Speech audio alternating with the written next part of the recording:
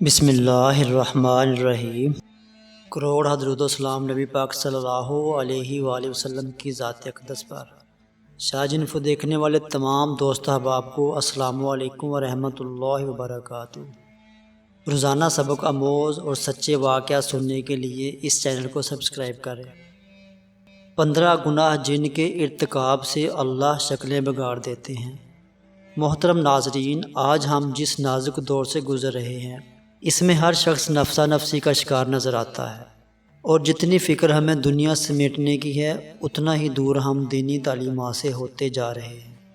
یوں تو ہم اپنے علماء اور مساجد کے اماموں سے قیامت کی کچھ بڑی بڑی نشانیوں کے بارے میں سنتے رہتے ہیں، لیکن آج ہم آپ کو 15 حیران کر دینے والی نشانیاں بتانے جا رہے ہیں۔ حضور صلی اللہ علیہ وآلہ وسلم نے ارشاد فرمایا کہ میری امت 15 قسم کی برائیوں کا ارتکاب کرے گی، جو آج کے دور میں ہمارے معاشرے میں ہی نہیں بلکہ ہمارے گھروں میں ہو رہی ہیں۔ ان کو سن کر آپ خود کہیں گے کہ یہ سب حرف بحرف ہمارے گھروں میں آج ہو رہا ہے۔ اور ان برائیوں کے متعلق یہاں تک ارشاد فرمایا کہ اگر یہ برائیاں ہونے لگ جائیں تو اللہ تعالی ہواؤں کو پاگل اور زمینوں کو سرکش بنا دیتے ہیں۔ ان نشانیوں کو جان کر ہم ان سے خود بھی بچ سکیں اور اپنے گھر والوں کو بھی بچا سکیں۔ تو پیارے دوستو، آپ حضرات کے علم میں اضافے کے لیے ایک بات بتاتے چلیں کہ اب تک جتنی نشانیوں کے متعلق حضور صلی اللہ علیہ وآلہ وسلم نے پیشن گوئی فرمائی وہ آج حرف بحرف پوری ہو رہی ہے۔ ان تمام علامات اور نشانیوں سے جہاں مسلمانوں کا ایمان مضبوط ہو رہا ہے، بلکہ ہمارے غیر مسلم بھائیوں کو بھی ان واقعات سے نفع پہنچے گا، اور وہ بھی یہ سن کر یقین کر لیں گے کہ حضور صلی اللہ علیہ وآلہ وسلم ان سب انسانوں کے سردار ہیں جن کا اللہ پاک سے خصوصی تعلق تھا۔ چنانچہ حضرت علی رضی اللہ تعالیٰ عنہ سے مروی ہے کہ رسول اللہ صلی اللہ علیہ وآلہ وسلم نے ارشاد فرمایا کہ میری امت 15 قسم کی برائیوں کا ارتکاب کرے گی تو امت پر بلائیں اور مصیبتیں آن پڑیں گی۔ کسی نے پوچھا یا رسول اللہ صلی اللہ علیہ وآلہ وسلم وہ کیا کیا برائیاں ہیں؟ تو اس کے جواب میں آپ صلی اللہ علیہ وآلہ وسلم نے ارشاد فرمایا، نمبر 1، جب مال غنیمت کو شخصی دولت بنا لیا جائے گا۔ مال غنیمت کو دولت قرار دیے جانے کا مطلب یہ ہے کہ اگر سلطنت کے اہل طاقت و ثروت اور اونچے عہدے دار مال غنیمت کو شرعی حکم کے مطابق تمام حقداروں کو تقسیم کرنے کی بجائے خود اپنے درمیان تقسیم کر کے بیٹھ جائیں اور محتاج و ضرورت مند اور چھوٹے لوگوں کو اس مال سے محروم رکھ کر اس کو صرف اپنے مصرف میں خرچ کرنے لگے، تو اس کے معنی یہ ہوں گے کہ وہ اس مال غنیمت کے تمام حقداروں کا مشترکہ حق نہیں سمجھتے بلکہ اپنی ذاتی دولت سمجھتے ہیں۔ نمبر 2، جب امانت کو غنیمت سمجھ لیا جائے گا۔ امانت کو مال غنیمت سے شمار کرنے سے مراد یہ ہے کہ جن لوگوں کے پاس امانتیں محفوظ کرائی جائیں وہ ان امانتوں میں خیانت کرنے لگیں اور امانت کو مال غنیمت کی طرح اپنا ذاتی حق سمجھنے لگے جو دشمنوں سے حاصل ہوتا ہے۔ نمبر 3، جب زکوٰۃ کو تاوان سمجھا جائے گا۔ زکوٰۃ کو تاوان سمجھنے کا مطلب یہ ہے کہ زکوٰۃ ادا کرنا لوگوں پر اس طرح شاق اور باریک گزرنے لگے کہ گویا ان سے ان کا مال زبردستی چھینا جا رہا ہے، اور جیسے کوئی شخص تاوان اور جرمانہ ادا کرتے وقت سخت تنگی اور بوجھ محسوس کرتا ہے۔ نمبر 4، علم دین کو دنیا طلبی کے لیے سیکھا جائے گا۔ عمل اور اخلاق و کردار خدا اور رسول صلی اللہ علیہ وآلہ وسلم کا قرب اور خوشنودی حاصل کرنا نہ ہو، بلکہ اس کے ذریعے دنیا کی عزت، مال و دولت، جاہ و منصب اور اقتدار میں تقرب حاصل کرنا مقصود ہو۔ نمبر 5، جب مرد اپنی بیوی کی اطاعت کرنے لگے گا۔ مرد کا بیوی کی اطاعت کرنا یہ ہے کہ خاوند زن مرید ہو جائے اور اس طرح بیوی کا حکم مانے اور اس کی ہر ضرورت پوری کرنے لگے کہ اس کی وجہ سے خدا کے حکم و ہدایت کی خلاف ورزی ہو۔ نمبر 6، جب مرد اپنی ماں کی نافرمانی کرنے لگے گا۔ ماں کی نافرمانی کرنے سے مراد یہ ہے کہ ماں کی اطاعت و فرما برداری کا جو حق ہے اس سے لاپرواہ ہو جائے اور کسی شرعی عذر کے بغیر اس کی نافرمانی کر کے اس کا دل دکھائے۔ واضح رہے کہ یہاں صرف ماں کی تخصیص اس اعتبار سے ہے کہ اولاد کے لیے چونکہ باپ کی نسبت ماں زیادہ شفقت اور تکلیف برداشت کرتی ہے، اس لیے وہ اولاد پر باپ سے زیادہ حق رکھتی ہے۔ نمبر 7، آدمی اپنے دوست کے ساتھ نیک سلوک کرے گا اور اپنے باپ کے ساتھ سختی اور بد اخلاقی سے پیش آئے گا۔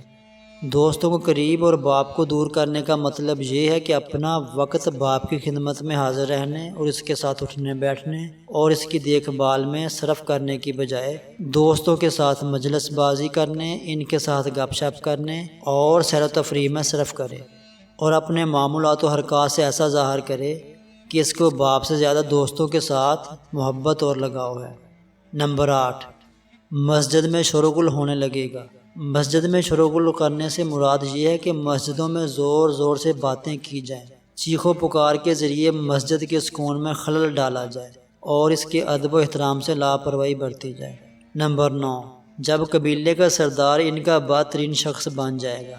کسی قوم و جماعت کا سردار اس قوم کے فاسق ہونے سے مراد یہ ہے کہ قیادت اور حکمرانی اگر ایسے لوگوں کے سپرد ہونے لگے جو بد کردار، بد کماش اور بے ایمان ہوں، تو یہ بات پوری جماعت اور پوری قوم کی تباہی کی علامت ہوگی۔ نمبر 10، جب قوم کا سربراہ ذلیل ترین شخص ہوگا، یعنی جب کسی قوم و جماعت کی سربراہی ان لوگوں کو دی جانے لگے جو اپنی قوم و جماعت کے کمینہ صفت، بد کردار اور ذلیل ترین ہوں، تو سمجھ لینا چاہیے ایسی قوم و جماعت کی تباہی کے دن آ گئے ہیں۔ نمبر 11، جب کسی آدمی کا اعزاز و اکرام اس کے شر سے بچنے کے لیے کیا جائے گا۔ آدمی کی تعظیم اس کے فتنہ و شر کے ڈر سے کی جانے کا مطلب یہ ہے کہ کسی شخص کی تعظیم و احترام کا معیار اس کی ذاتی فضیلت سے نہ ہو بلکہ اس کی برائی اور اس کے شرک کا خوف ہو۔ نمبر 12، لوگ کثرت سے شراب پینے لگیں گے۔ نمبر 13، مرد بھی ریشم کے کپڑے پہننے لگیں گے۔ موجودہ دور کے حالات آپ کے سامنے ہی ہیں۔ ریشم تو دور کی بات، اب مرد عورتوں کے فیشن اور عورتیں مردوں کے فیشن اپنا رہے ہیں۔ نمبر 14، ناچنے گانے والی عورتوں اور گانے بجانے کی چیزوں کو اپنا لیا جائے گا۔ گانے والی سے مراد گلوکارائیں اور رقاصیں وغیرہ ہیں۔ اس طرح باجوں سے مراد ہر قسم کے ساز و باجے اور گانے بجانے کے آلات ہیں جن کو شرعی اصطلاح میں مزامیر کہا جاتا ہے، جیسے ڈھولک، سرنگی اور شہنائی وغیرہ۔ نمبر 15، اس امت کے پچھلے لوگ اگلوں پر لعنت بھیجیں گے، تو پھر سرخ آندھیوں، زلزلوں، زمین کا دھس جانا، شکل بگڑ جانا اور پتھروں کے برسنے کا انتظار کرو، اور ان نشانیوں کا انتظار کرو جو یکے بعد دیگر اس طرح آئیں گی جیسے کسی ہار کی لڑی ٹوٹ جانے سے اس کے دانے یکے بعد دیگرے بکھرتے چلے جاتے ہیں۔ سامعین اکرام، آج ہمارے اعمال اور ہماری حکومتوں کا طرز عمل آپ سب کے سامنے ہے۔ پاکستان میں گزشتہ 2 دہائیوں سے زلزلوں کی کثرت ہے۔ جہاں زلزلوں نے زمین کو چیر کر رکھ دیا ہے، ان زلزلوں کے بارے میں سائنسی ماہرین کا نقطہ نظر اپنی جگہ، مگر دین اسلام کی روشنی میں زلزلوں کی کثرت احکام الہی سے روگردانی و نافرمانی کی سزا ہے۔ قرآن کریم میں ارشاد باری تعالیٰ ہے، اے لوگو اپنے رب سے ڈر جاؤ، بے شک قیامت کا زلزلہ بہت بڑی چیز ہے، بلا شبہ کوئی چیز اذن الہی کے سوا حرکت نہیں کر سکتی، خواہ وہ درخت کا پتا ہو یا زمین کا زلزلہ۔ اور سائنسدانوں کے مختلف مفروضات محض وہم و گمان ہیں۔ قدرتی آفات سے نجات کا واحد ذریعہ اطاعت خداوندی اور کثرت استغفار ہے۔ اللہ تبارک و تعالی ہمیں اپنی اطاعت اور بندگی اور سنت نبی صلی اللہ علیہ وآلہ وسلم کے مطابق زندگی گزارنے والا بنائے اور ہر قسم کی آفات سے ہمیشہ محفوظ فرمائے، آمین۔ اچھی بات کو آگے پھیلانا صدقہ جاریہ ہے۔ اللہ پاک سے دعا ہے کہ ہمیں ان باتوں پر عمل کرنے کی توفیق عطا فرمائے۔ کمنٹ کر کے ضرور بتائیے گا آج کی ویڈیو آپ کو کیسی لگی۔ مزید اچھی ویڈیوز کے لیے ہمارے چینل کو سبسکرائب کر لیں، گھنٹی والے بٹن کو دبا کر آل پہ لازمی سے کلک کر لیں۔ دوبارہ ملیں گے ایک نئی معلوماتی اور سبقہ موضوع ویڈیو کے ساتھ۔ اللہ ہم سب کا حامی و ناصر ہو۔